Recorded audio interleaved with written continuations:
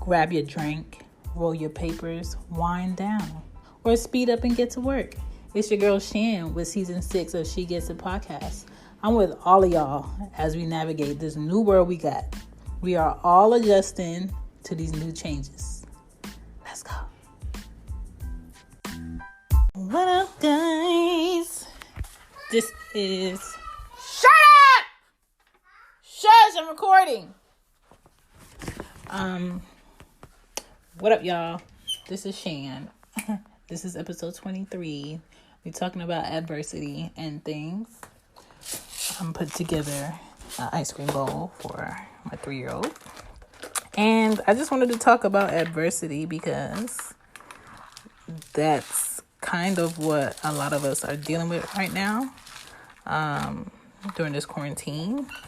And we're figuring out how we deal with it, how we get through it, and how we make it work. So, with that being said, that is what I'm discussing. All right, I got your sprinkles. Let me get you a spoon. We're going to get into these. All right, so this thing called adversity. Adversity is basically how you face a challenge. What do you do? How do you do it? And why you do it? And finding your purpose and seeing things through. And I think a lot of us get disabled when it comes to moving through our challenges. We want somebody to come in and fix it real quick. Sometimes you're going to miss the lessons in someone coming in to quote unquote fix it real quick. So ask yourself some questions like, when shit goes bad, do you dodge or do you deal? Okay, that's a self question. That's a question you should ask yourself when you're single. That's a question you should ask yourself in a relationship. That's a question you should ask yourself in a marriage to figure out if you're holding yourself accountable for the actions or lack of that you're doing. Okay? Second thing, do you make a list of can-dos instead of excuses when challenges come up? I think it's very easy for us to be like, man, this is bad and I can't do this, and now this is messed up and it's going to stop me from doing this, and now I got to do extra this, and you lean towards all of the negative things because of this new challenge instead of seeing the light in the challenge. What is this challenge preventing from happening? What is this challenge getting out of the way? What is this challenge going to do for me in the next few months, being that I can't do this now? We're in a challenge all over the globe right now. Maybe you can't fly somewhere. Maybe your kids can't go to their grandma's for the summer. Me. Maybe, you can't celebrate your birthday the way you thought. Maybe you can't go through with the wedding how you thought. Maybe it's showing you that all the things that you thought that you needed, you really don't need, because you're seeing that you can now have... Sorry, I got a call. Maybe you're now seeing that you can have a good time paying for less, buying less, doing less. Like, this challenge of this quarantine, this virus, whatever you want to call it, it's really showing us that right now is the time, not tomorrow, not next year, not, oh, I have an idea. No, right now is the time for your idea to go through whatever it needs to go through to happen. It's do or die time right now. It's make an online business right now. It's write that book and get it published right now.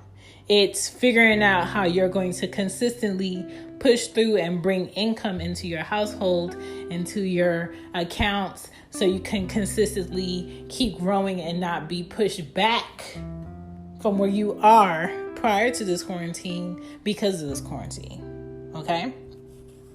Third thing, do you stop a no? Do you stop on a no, or do you find another way? A lot of people stop on a no. A lot of people don't make no other calls. A lot of people don't go see somebody face to face. A lot of people don't figure out a different way to word their wants and their needs. And they just take the first no that they hear. Okay? Don't stop at the first no. Fourth thing, do you congratulate other people on their success too? And And does it give you peace and happiness when you do that? To me, that is a defined moment of your character. Is if you can be happy for somebody else on their come up, on things going good for them, on, things being better out of their predicament, and it's not you, and it has nothing to do with affecting you physically, financially, but it affects you mentally in a place where it makes you feel good that they're in a better place. If you don't get excited about your friends, getting a better job, getting their house, a loan going through for their business,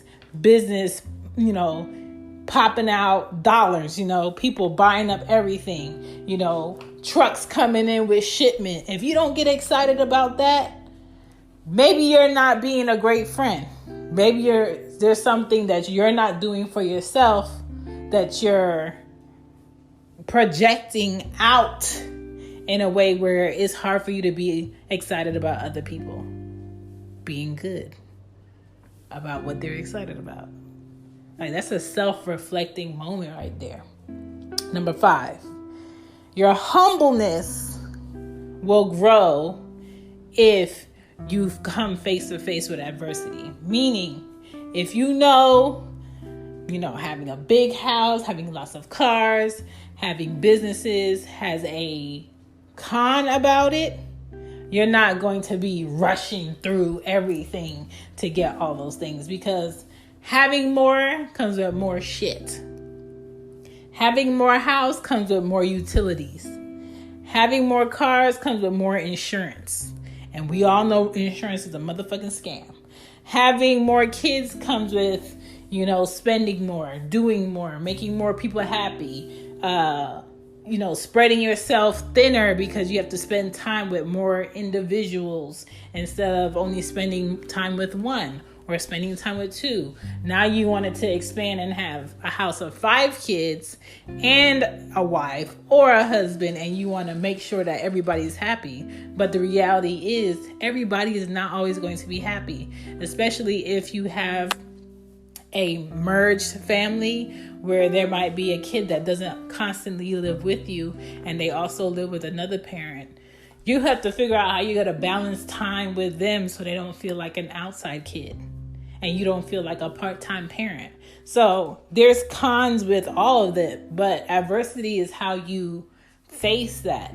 How do you balance that? What do you do with that? So keep that in mind. The next thing is you got to look challenges in the face. You can't dodge a challenge. You can't wait until the due date to be like, oh, I got this and this going on. Is there anything I can do? No, you should have called 3 weeks ahead to be like, is there something you could do if this problem may come up in a few weeks? Is there something preventative I can say or put in place? Or do you guys have anything that I could sign up for that may protect me if this happens?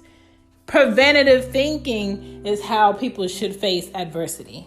And a lot of people don't. A lot of people just hope that they get the right person on the phone that'll feel sorry for them so they can do X, Y, and Z. And that shouldn't be your frame of mind. My thing is, the good days feel real good when you remember what you worked through. Like, this house feels way better than me being in my old house where, yes, I had the front and backyard. Yes, I had more room. Yes, I had an extra room. Yes, I had an extra bathroom. But them utilities, baby, the utilities were disgusting. In the winter time, that gas bill, that electric bill, that water bill was horrendous, okay? Especially having my mom there 24/7 sometimes. Especially having my kid there and having a Caribbean mother that wants to cook a new meal every meal. Like, that shit got pricey. It got pricey, all right? So you have to keep that in mind when you're thinking about adversity. That gas bill in the wintertime was disgusting because there was a room that wasn't insulated the right way. So when it was cold outside, it was colder in that fucking room, in that bathroom. When it was hot outside, it was hotter in that room, in that bathroom. So it you know, more house, more issue, more preparation, more paying out, more just in case shit. More cars, same thing. More luxury cars, higher price on the oil change, higher price on the tires, but it looks nice. So I'm not really for people giving me things, because I like the feeling I get when I work through something. I receive the outcome and it feels good. I take more pride in it. I feel better about where I'm at, and I feel more deserving of having that thing if it's something great. When I put in the work and I can look back and be like, you know what? This car was really better than my truck that had an oil leak that I couldn't figure out. That maybe looked good on the outside, but it had its issues. That couldn't really idle in traffic, or it will overheat.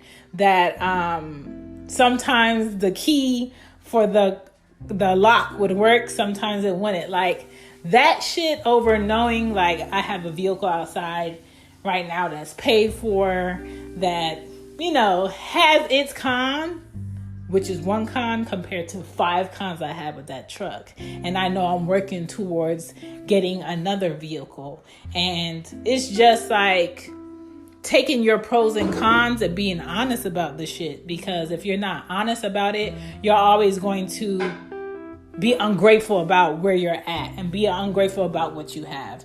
And you don't want to start that mindset, because once you start that mindset, it snowballs into other things. You become ungrateful about the people you're around.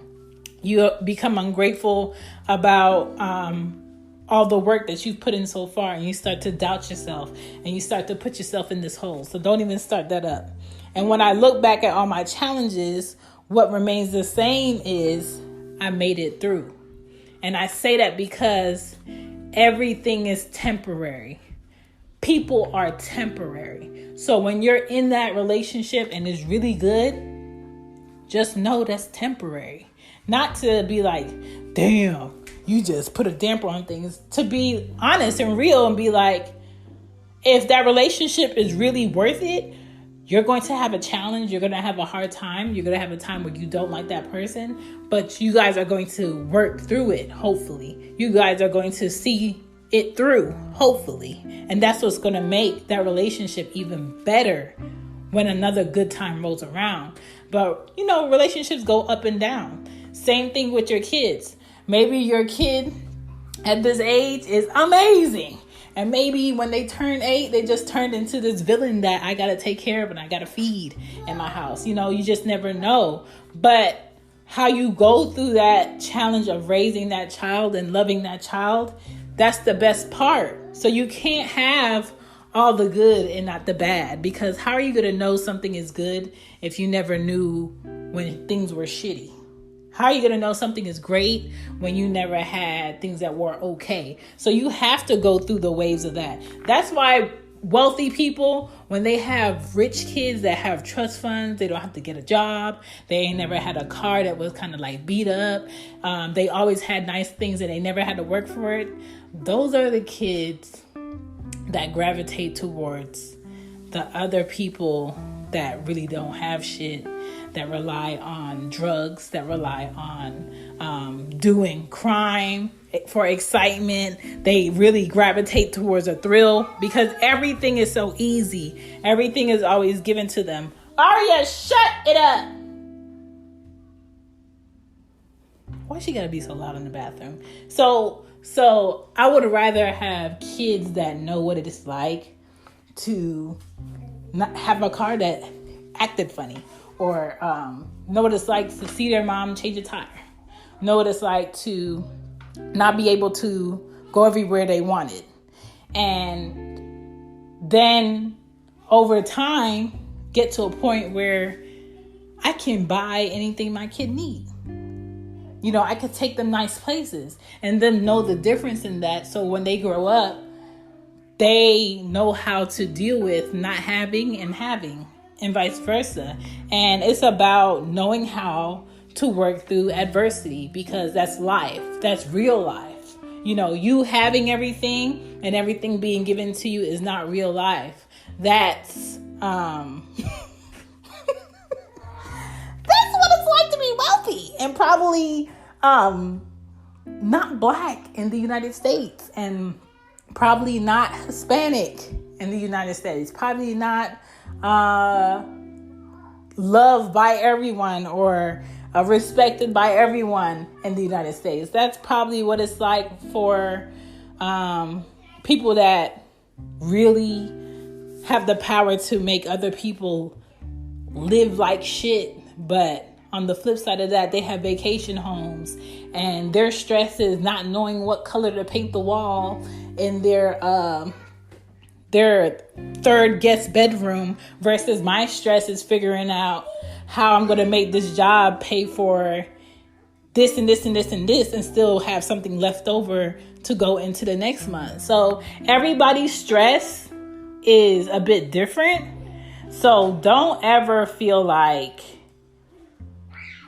oh, I wish I never had challenges, or I wish, I never had problems and this could be easy. It's going to get easy, but you got to change that mindset first. Change that mindset. Ask yourself those questions and see through your challenges. Don't go around it every time, because some of those challenges have lessons in it. And if you try to go around it or avoid it or dodge it, that challenge is going to come up again later because you didn't do the work. That's all I'm saying. All right, I got to go because these kids are not going to shut up. And I got interviews to do, and I have people to call today. And my mom level today is on 100. Okay? Peace. That's a wrap. That's another show. Thank you for staying. Thank you for listening. Thank you for checking out She Gets It.